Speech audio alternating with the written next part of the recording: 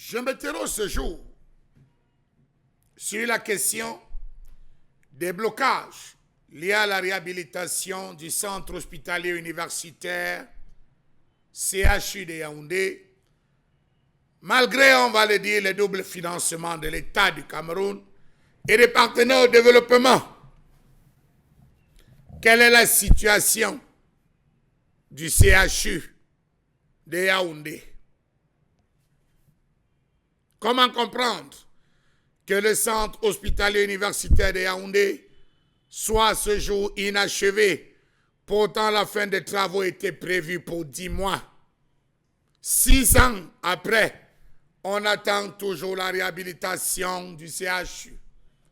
Précisons que le démarrage des travaux de réhabilitation du CHU de Yaoundé, qui rentrait dans le cadre du plan d'urgence triennal volet santé, avait vu le jour sous André Mamafouda, alors ministre de la Santé de l'époque. Précisons que le centre hospitalier universitaire de Yaoundé a été créé en 1978 en vue d'offrir aux étudiants de la faculté, c'est-à-dire l'ex-CUS, une meilleure formation pratique adaptée à l'évolution permanente des sciences biomédicales grâce à son plateau technique suffisamment élevé à cette époque. On a connu de 1978 à 1999 les beaux jours du CHU. Tout le monde rêvait d'aller se faire soigner parce que l'État avait mis les moyens. Il y avait un plateau technique de qualité. Tous les médecins qui sortaient du CUS sortaient avec un niveau intellectuel, une connaissance, une pratique des plus acceptées parce qu'ils côtoyaient les grands.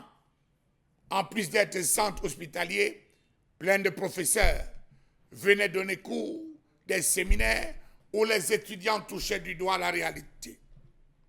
Peut-on donc dire avec exactitude que le CHU de Yaoundé a réussi sa triple mission de soins, d'enseignement, de recherche et innovation auxquelles s'ajoutent des actions de prévention, d'éducation en santé, d'assistance médico-sociale, de coopération régionale, interrégionale et internationale et des interventions humanitaires? Que non. Le CHU, ces jours, fait pitié.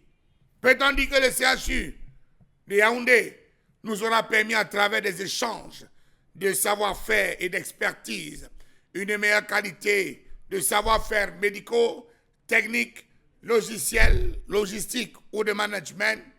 Question-réponse, non.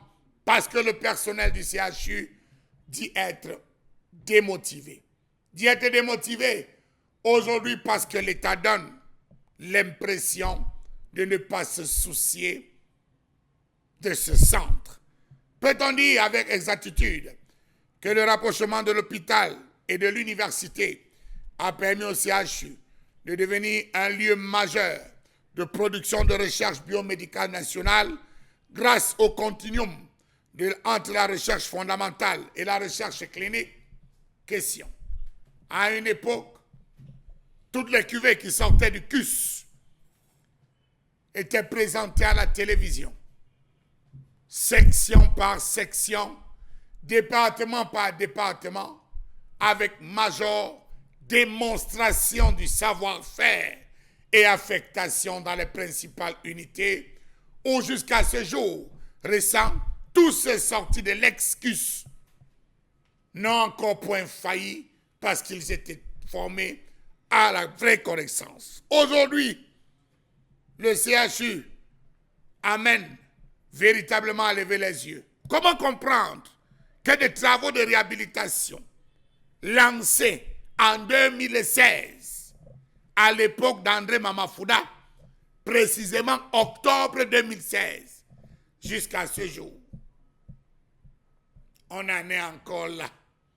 Jusqu'à ce jour, on observe cette réhabilitation lente. Ce n'est pas l'argent qui manque. Qu'est-ce qui manque? Peut-être la technique, peut-être le décaissement. Le chantier est quasiment à l'arrêt, paralysant ainsi le fonctionnement de l'hôpital. Les ouvriers se font rares et plus encore les responsables de l'entreprise. Pourquoi? Question. Savez-vous que la maternité, la pédiatrie, le bloc opératoire, services d'imagerie sont à l'arrêt? Les services offerts dans cet hôpital d'application sont désormais en deçà de ceux existants dans les centres médicaux d'arrondissement, car pour le moment, seules les hospitalisations et les consultations de routine sont possibles. L'actuel ministre de la Santé, Manaouda Malachi, a fait pas moins d'une descente, 2 descentes, pour se rendre compte du pourquoi est-ce que les travaux n'avancent pas. Des promesses ont été faites, des engagements ont été pris. Seulement, tout va à pas de tortue. La dernière descente du ministre Manaouda, fin juillet 2022, avait vu la promesse d'achever la réhabilitation et le relèvement du plateau technique du centre hospitalier universitaire de Yaoundé, complètement achevé, et l'hôpital rendu opérationnel en début août. Nous sommes en août, pratiquement vers la fin du mois d'août. On se repose les mêmes questions. Y a-t-il un plateau technique de qualité comme ce qui avait été présenté à la presse et aux médias en octobre 2016? Sinon, pourquoi? La question devra-t-on la poser à l'actuel ministre de la Santé ou alors à André Mamafouda? Question. Comment comprendre qu'à ce jour, on parle toujours de plateau technique abracadabra, personnel totalement démobilisé et démotivé, non-respect des heures de soins, ni postologie de prescription des médicaments, le tout conduisant au traumatisme des malades qui ne se sont pas cachés pour dire qu'ils préfèrent aller ailleurs. Le CHU est devenu désormais désert. Manque de réactifs, manque de médicaments, manque de la banque de sang pas tout à fait fonctionnelle. Le scanner a des problèmes. La consultation semble être passée du simple au double. Nous sommes en train de vivre, il faut le dire, un vrai crime. Mais ce crime, qui devrait en porter la responsabilité? Était-ce l'État? Était-ce l'entreprise qui est chargée de faire les travaux? Dans tous les cas, on nous dit là-bas que l'argent ne manque pas. Les partenaires au développement se posent des questions par rapport à ce centre hospitalier universitaire qui devrait être la plaque tournante pour une capitale comme celle de Yaoundé. On devrait faire de la vraie recherche dans le traitement et dans la formation. Dans un pays sérieux, aucun autre projet, ni programme, ni réalisation ne saurait avoir la priorité sur un CHU comme celui de Yaoundé.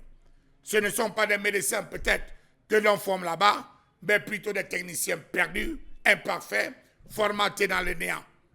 Disent certains encadreurs qui se demandent, est-ce que le chef de l'État, son Excellence Paul Biya, est au courant de ce qui se passe là-bas au CHU? Dans tous les cas, les mesures prises récemment par le ministre de la Santé pour améliorer les services dans les centres hospitaliers ne vont pas résoudre les problèmes si, 1, il n'y a pas réhabilitation totale et complète, 2, s'il n'y a pas relèvement du plateau technique sincère.